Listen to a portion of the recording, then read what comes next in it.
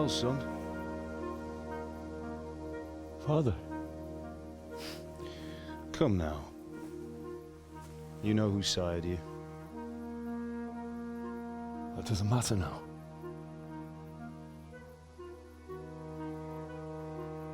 I miss you, Amar. I miss you very much. You'll be fine. We're proud of you. For what? I let you down.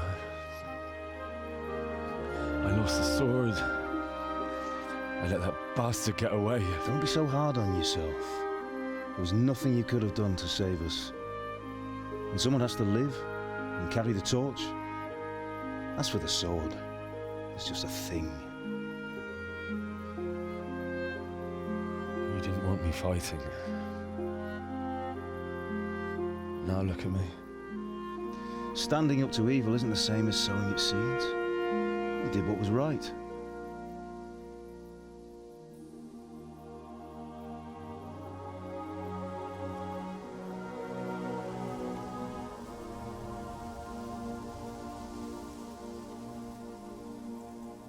I have to leave you now. Oh, please. You know I can't stay.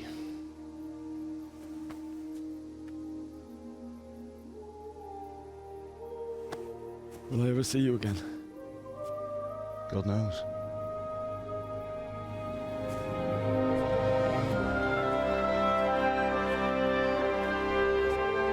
Make her proud.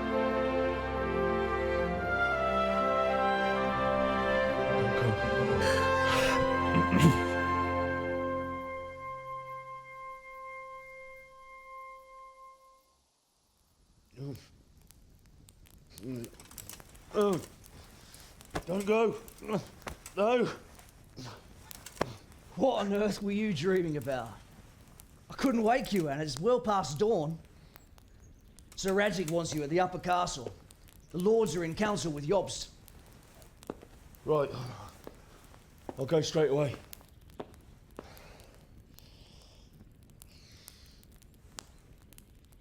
What is it? It's just... I don't know how to address you anymore. All of a sudden you're Sir Radzig's son, hobnobbing with lords and ladies.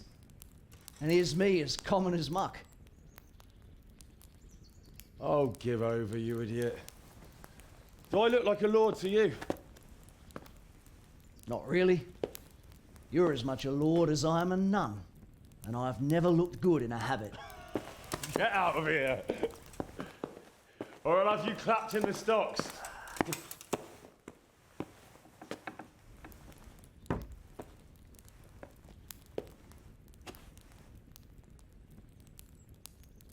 Nice room.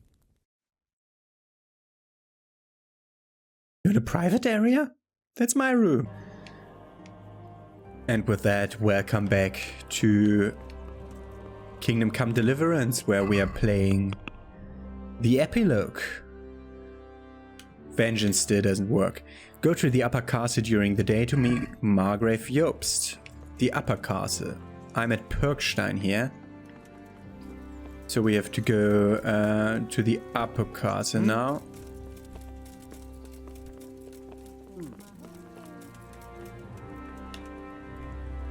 Should wash myself because we fought. Should also try to repair my stuff. Don't have any armor kits. Oh, I do have the small ones. Okay, at least my armor's repaired. Should stop by the tailor to have myself look better. I'll see you when I reach the upper castle.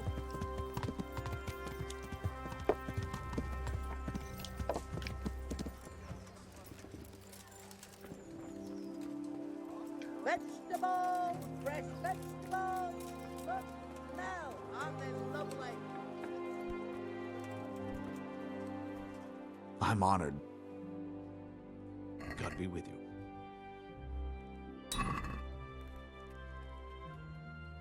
Take care.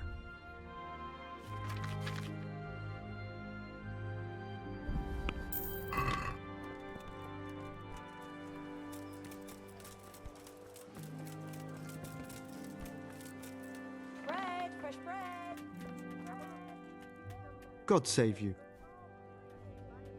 Goodbye. Good luck then.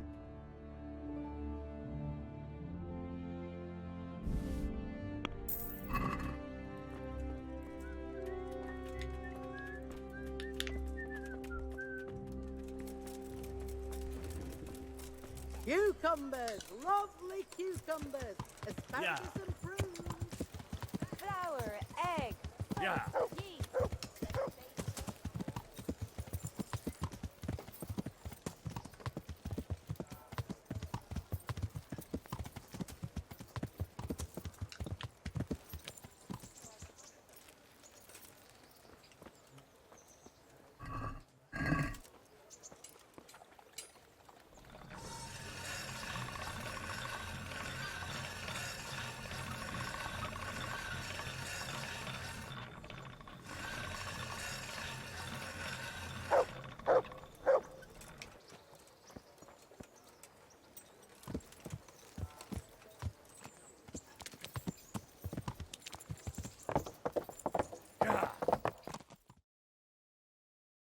And we reach the upper Hal. castle. Are you going to the meeting with Margrave Jobst as well? I am. What about Istvan? I assume... That we didn't catch him? No. Because if we had, you'd be the first one to know. Have no fear. We'll get him eventually.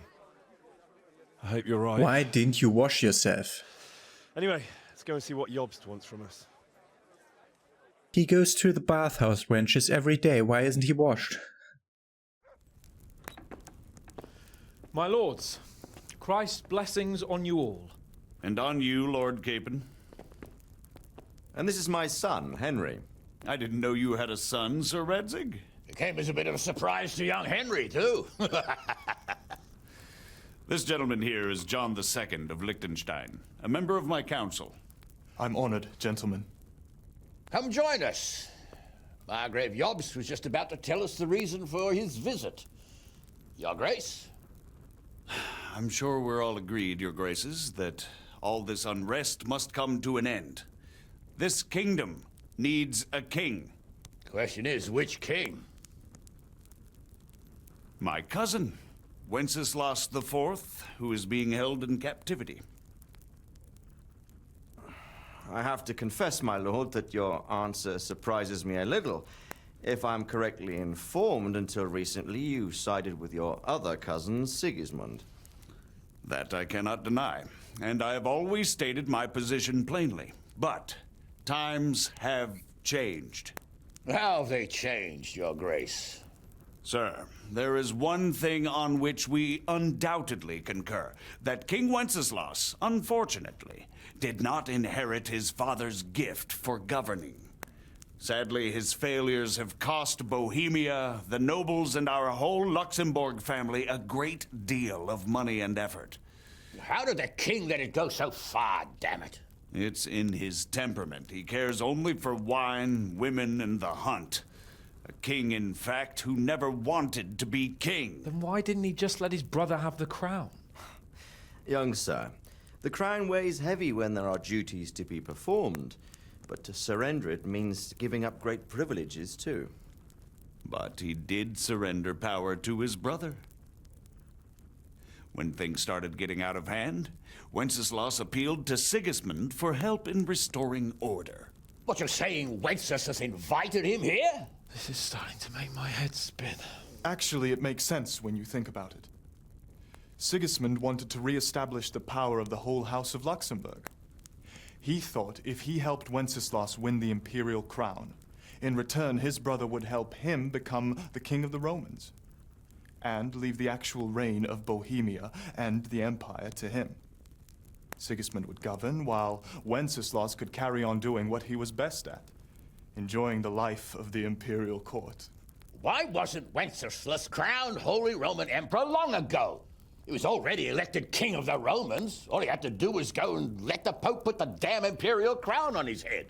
Who knows? Maybe he'd prefer hunting and consorting with bathhouse wenches to spending time with the Pope. Well, so would I must admit. Sigismund's plan seemed sound enough, but it didn't quite work out, did it? It worked for a while. He and his brother reached an agreement. Sigismund took over administration of the kingdom and began planning Wenceslas's journey to Rome for the imperial coronation. But then Wenceslas realized he would just be a puppet with a crown. I must say, Margrave Jobst, Wenceslas and Prokop behave rather like naughty children in need of a good clout about the ears. Sigismund would agree. He was already planning his rule of Bohemia, and all of a sudden, the rug was pulled from under him. I'd say he lost his patience and decided he'd drag Wenceslas to the coronation kicking and screaming if he had to. Just like a naughty child, as you say. So he abducted him and your brother Prokop too, if I heard correctly. Correct. And you helped him do it, if I heard correctly. Yes, your graces, it's true. I was there when Sigismund abducted Prokop. I thought everything could somehow be settled, that we could make my brother see sense. But Sigismund just wanted to put an end to the dispute once and for all, whatever the cost. There was nothing I could do to stop him. And that's one of the reasons why I'm here. The worst of it is that it was all for nothing. Instead of putting a stop to the revolt, it escalated it, and the result is this chaos we have today. That's true enough, sir. But I must admit now, I'm not sure what your position is. The king is incompetent, but we must protect him? The simple truth, gentlemen, is that for all of Wenceslas's faults, we have no one else. So we'll have to make do with his idleness. People like him, though. But what can we do now? Sigismund has the League of Lords behind him. Otto von Bergolf, Heinrich von Rosenberg. The situation has gotten completely out of control. Now even the nobles of the League of Lords are realizing that Sigismund wasn't the right choice. So now Bergolf is on your side? Are we to assemble an army together with him and face Sigismund on the field of battle? We're not in Hungary now. Such affairs may be settled elegantly, without unnecessary hostilities or expenses. I have negotiated an alliance with the Hungarian bishops, the Polish, and of course the Czech nobility, against Sigismund. Every day he is losing the ground under his feet, and that's why I need your help too. What kind of help, though? Sigismund has a massive army, and Rosenberg, Berghof, and Prague are behind him. Do you have an army you could face him with? But that's not what I mean at all. There's been a revolt against Sigismund in Hungary, partly due to my efforts, and now he'll have to choose whether he wants to gain the Bohemian crown, which is a very risky enterprise, or hold on to the Hungarian one. He can't have both. And there's a tough struggle awaiting him in Hungary. I'm not sure he'll win, and Rosenberg and Berghof know it too. They're not stupid. If the Bohemian nobility stands together, they will turn. We are men of little consequence, Margrave. Radzig here lost everything because of his alliance with Wenceslas. Sir Divish came within a hair of the same fate. Even Rattay is defenseless against Sigismund and the League of Lords. What's more, your grace, King Wenceslas languishes in captivity in Vienna. He can't rule too well from there. And what do you propose? To sit with your arms folded till the Bohemian lands are turned to ashes like scarlets? We have to put a stop to this senseless war! And do you know, sir, what the true position of the League of Lords is? I'm not on the best of terms with them at this moment, so you'll have to ask them yourselves. Yes. Why not? I'll go and visit Berghof at his castle and we'll see what he tells me.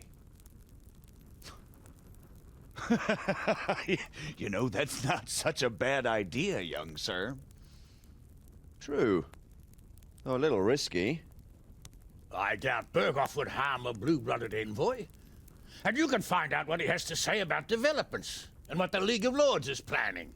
Then we'll decide what to do next. I'll help you compose a letter to him. I'd like Henry to come with me. Why not? He's proven himself an able investigator, and he'll also be a good bodyguard if anything should happen. and I'll send Sir John here to Kuttenberg to be my eyes and ears there. I believe both your reports will help us get a better grip on the situation. When can you set out?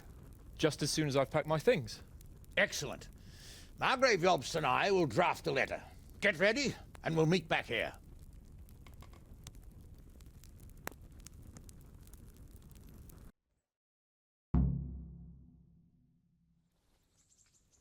Wow, that was a lot. Best to write it in your name as Lord of Talk to my father. That was a lot. What exactly am I to write? The plan looks well. Interesting. So, it looks like you're off on Though a I know mission. that Sigismund wins at the end, I think. Can't wait. I don't want to dampen your spirits, my boy, but watch out. These are evil times, and who knows what can happen along the way. Not to mention that Bergov is no saint. Don't worry. I know. You've shown you can fend for yourself, but do take care. You'll be traveling as Lord Capon's bodyguard. You'll be there to make sure nothing untoward happens to him. Keep your eyes peeled and your ears wide open. What Bergov tells you is one thing, but what you see may be quite another. Rest assured, Father. And don't get embroiled in anything else. Just hand over the letter, hear out his reply, and return. Yes. Very well. Bergov is at Trotsky Castle.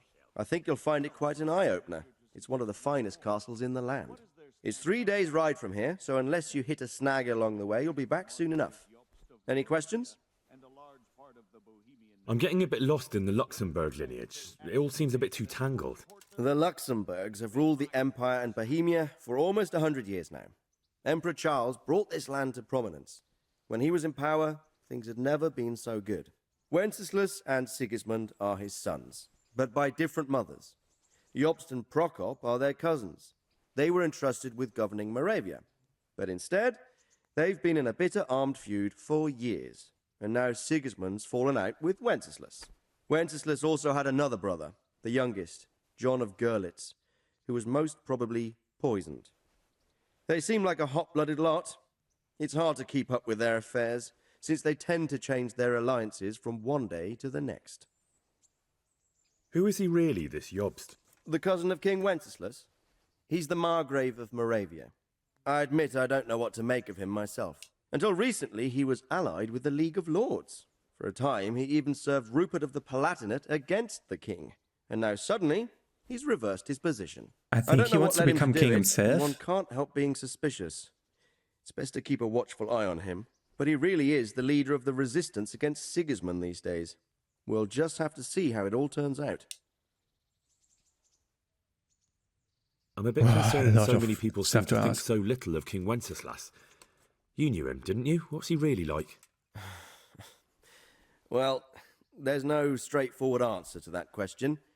He certainly makes a great hunting and drinking companion, but he can be very fiery and impetuous when things don't go how he'd like them. He never had much of a head for high office. He finds it tiresome. But once a man's grasped the scepter, it's hard to let it go again. You can't just abscond. You've seen for yourself what happens when he disappears for a few months. Better a bad but legitimate king than a bloody war over the throne. Who is this Prokop that Jobst spoke of? Jobst's brother, the king's cousin. He and Jobst warred over Moravian supremacy for years. Then they were allies for a while, betrayed Wenceslas and sided with Rupert of the Palatinate. But after Sigismund abducted Wenceslas, Prokop fomented a revolt against him, and Sigismund had him captured. Politics. Make of it what you will. I, for one, can't make head or tail of it most of the time. The League of Lords and that Berghoff we're off to see. Who are they exactly? The lords of the powerful houses. Heinrich of Rosenberg, Otto of Berghoff, Heinrich of Radetz, and others. They're unhappy with the way their influence declined after Wenceslas surrounded himself with the lesser orders of nobility. They abducted the king years ago and made him bow to their will. They got away with it that time, and now they've joined forces with Sigismund and done it again. But now it seems that Sigismund's behavior is starting to rub them up the wrong way, so they may well be thinking twice. We'll see what Berghoff has to say. I don't know all that much about Sigismund. He's the king's younger brother and King of Hungary in his own right. 7 years ago, he led a crusade against the Turks and was defeated at Nicopolis. Some say it was due to the recklessness of the French knights, most of whom were mercilessly slaughtered. Sigismund is ambitious and capable. He might well make a better ruler than Wenceslas, but he's arrogant, and to our misfortune, brutal. Not long ago, he himself was held captive by the Hungarian nobility. They dislike him as much as some of the Czech and German noblemen do his brother Wenceslas. Ironically, Wenceslas joined forces with Jobst to liberate him. And now this is how Sigismund repays his brother. There's no doubt about it, God does move in mysterious ways. Wow, there's so much stuff Rupert going of on. the Palatinate. That's a name I hadn't heard before today. Rupert is the Prince-Elector of the Palatinate. What's a Prince-Elector? The Prince-Electors are dignitaries of the Holy Roman Empire who have the right to elect the King of the Romans, who would then be crowned Holy Roman Emperor by the Pope. Rupert took the title for himself with the help of 3 other Prince-Electors, even though Wenceslas had already been appointed. Some of the nobility in the empire recognized Rupert's claim, but when he went to Rome to be crowned emperor, it turned into a fiasco. Now he's doing his utmost to get Wenceslas to acknowledge him, but so far without success. So, now we have 2 kings of the Romans. Jobst sided with Sigismund for a while, but now he's switched allegiance. He seems to do that quite a lot. That young man, Sir John of Liechtenstein. Why is he here? The Liechtensteins are a powerful Austrian family with estates in Austria and Moravia. Sir John sits on Jobst's council. Since the king's being held captive in Vienna, I suppose it makes sense to have a powerful Austrian house as allies. It could be very useful. We read about all that in the books that we read throughout the game. Very well. Take the letter from Sir Hanush. And good luck, son. Okay.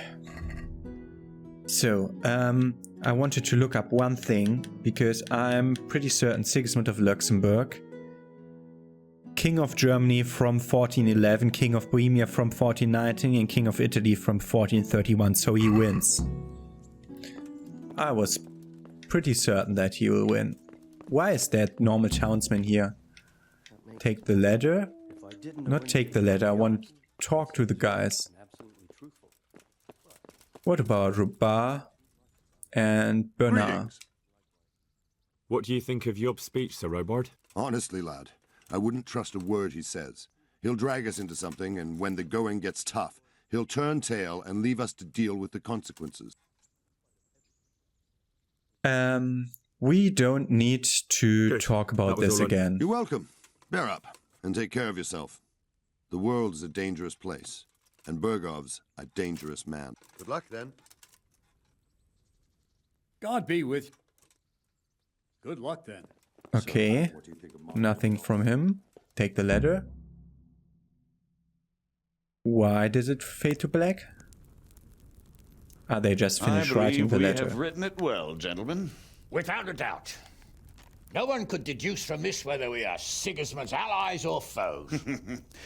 I must travel back to Brno now, but soon I will go You to can't read, Brandenburg, and I Hanush. will stop here on the way back. By then, Sir Capon should be back, and we can discuss how to proceed. Right. Before you leave, my lord, there is one thing that gives me no rest.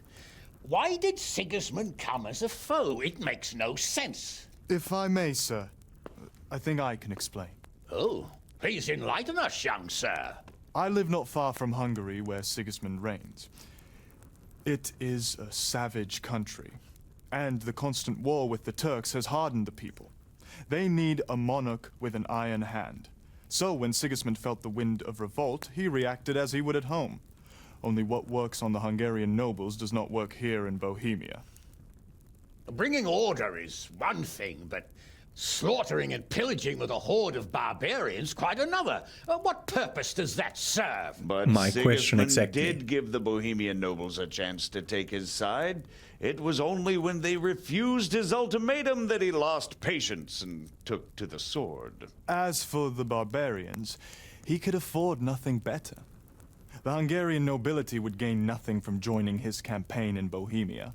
He didn't have enough coin for a regular army, and so he recruited the Cumans. What he does not pay them, they make up for in plunder. But in the end, he didn't have enough to even satisfy the Cumans. That's why he raided Gutenberg and Skalitz. He wanted the silver. That makes sense. My lords, how's the letter coming along? It's done. Then we can be on our way. Let's read that letter. Remember what we said, boy. All you have to do is deliver the letter, listen to the answer, and come back here. Don't provoke Berghoff in any way. Provoke? Me? Never, Uncle. We'll be back in a few days. Farewell, your graces. Wash your face. Come, Henry, my men are waiting. I wish you Godspeed.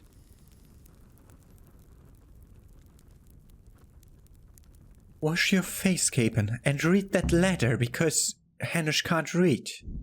Congratulations, you have completed the main storyline. If you like, you can still embark on side quests and activities, or just wander the world. You can end the game anytime afterwards by riding off the map with Sir Hans Capon's squad. Speak with Lord Capon in the courtyard. Come now, Hal, they're mustering, blah blah blah. Speak with Lord Capon in the courtyard is my thing. I can't get my sword. I have to find my sword. Okay, we're ready to head off. There's a hard lockpick chest, but that's not what I'm here for. I was thinking about reading that letter.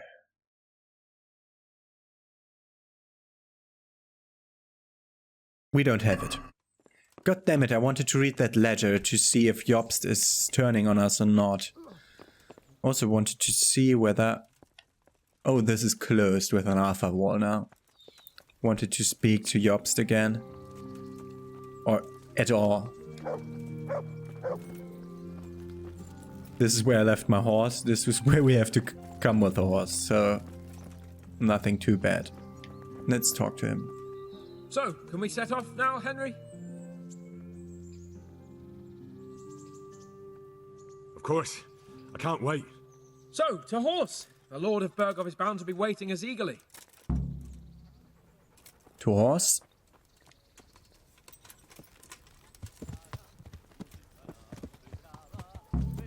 Go after Capon. And we'll be riding off the map. Towards the north, they said, I think. Let's look back at the map. Is there indeed a way that's leading off the map? Yes. North of Skalitz. North of Ushitz. And north of Skalitz. Those are the two ways leading off the map. I haven't explored the world border so far. So I would be interested in how it works when you approach it on your own. Come on. Do we really have to go this slowly? Then I can talk about what I really liked in the game. Oh. I'm getting used to it. What about Radzig? Has he accounted for not owning up to you the whole time? He explained it. All will be well, I think. Glad to hear it. It's far more acceptable for a nobleman to befriend a noble bastard than a blacksmith's son. Mind you, don't come to blows with a blacksmith, my young lord. So I really like What do you think about Sir Jobst and his plan? Well, I admit all the scheming has me a little lost. I thought Sigismund was the devil, Wenceslas a martyr, those on his side the heroes, and those against him the villains. I believed we'd rescue the king and all would be well again, but now it looks a lot more complicated. Exactly. I didn't expect the noble lords to be as noble as the angels, but I hadn't expected such a sewer. They behave like children. I can't fathom how after all this backstabbing they're somehow still on speaking terms. Yeah, that's a question. Beggars belief. I really liked how they included this drinking with the priest. Wenceslas is such a feckless drunkard. Not really. And to be honest, I'm not sure I wanted to know. I slept better believing my fate was watched over by a wise and powerful monarch. So did I. What a dismal world when you can't keep trusting your own king. On the other hand, times were better with him here than with him gone. Isn't that the truth? I liked how they included the priest thing into the main story, which is normally like side content. If I were him, I'd have had enough of my brother even sooner. But he's a monster. Look at what those hordes of his are getting up to here. What he did in Skalitz. True enough. On the other hand, if Wenceslas and Prokop hadn't double-crossed him, none of this would have happened. No one forced him to burn Skalitz. That's a fact. But he couldn't let him shit all over him either. Not that I'm defending him. He's a weasel. No doubt about that. Yeah, I know his motives are, like, explainable, at least. Ha! Sir Hanush could tell you a thing or two about him. Why? Last winter, a certain Sir Jan Sokol of Lambert, a well-known knight, or robber baron to some, tried to occupy the city of Iglau, which was on the orders of none other than Prokop. And what has that got to do with Hanush? Well, he was there with him. Of course, that's not something to brag about in front of Yost. And what was it all about? They wanted to occupy a city that was on the side of the League of Lords, but despite there being several hundred strong, they didn't take it. For one thing, they couldn't get past the Iglau women, with their pitchforks and cauldrons of hot water. What? I would never have thought of Sir Hanush as such a rebel. Interesting. And have you heard anything about Rupert of the Palatinate? A little. He can't manage even to wrest power from a king who doesn't much care. It's weird that we get the same discussion now with Capon instead of the other guys. And that's all I need to know. Because we could talk to everyone about everyone. And that Berghoff we're going to see. Do you know anything about him? I haven't heard much good about him, but I have a feeling that some other nobles are quite in awe of him. And his castle is apparently quite impressive. I'll be interested to see for myself.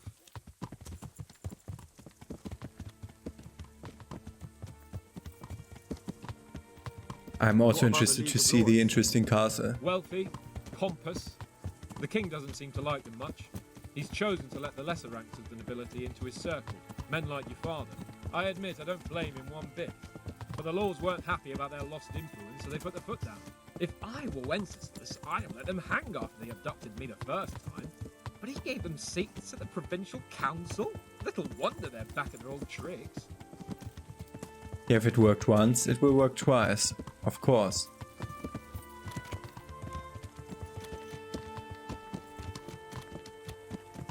So we're riding almost straight east, which is interesting because I expected going off the map to the north near Uschitz, but this now looks like we're going to ride out of the east. Let's look at the map.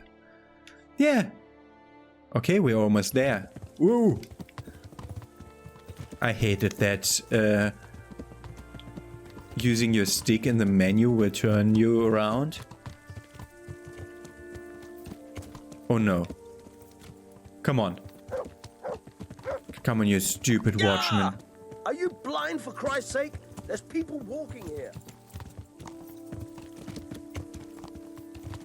Don't you have anything left to say?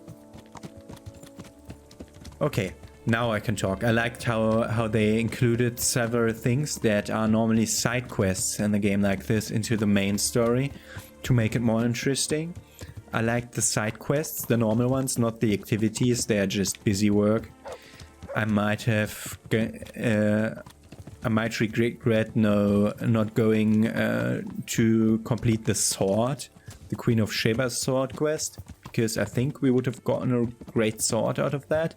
But our sword that we got from one of our first bandits we killed is still the best sword that I've ever seen, so I have no idea how this works.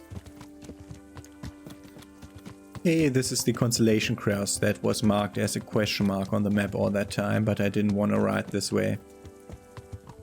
Okay, and we're ready to leave the land here with our friend Capon.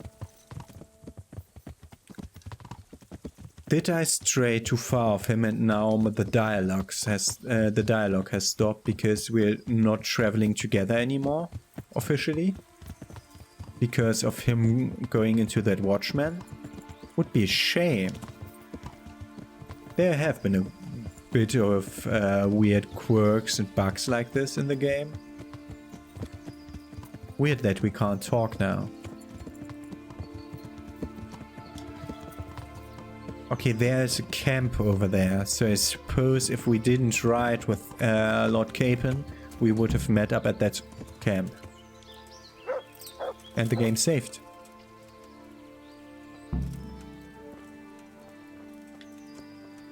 Can't talk to him, we have to wait for him to reach the camp. I really like his gilded armor. That's really cool armor. I'm also wearing really cool armor, especially like the Jupon over the plate armor. It's a really nice addition to the plate armor. Come on, Capon, I want to talk to you.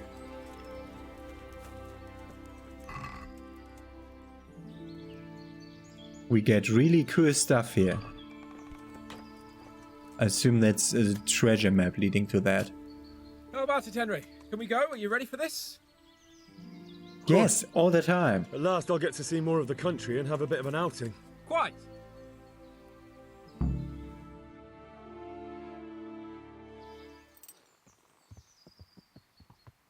Let's get to it then.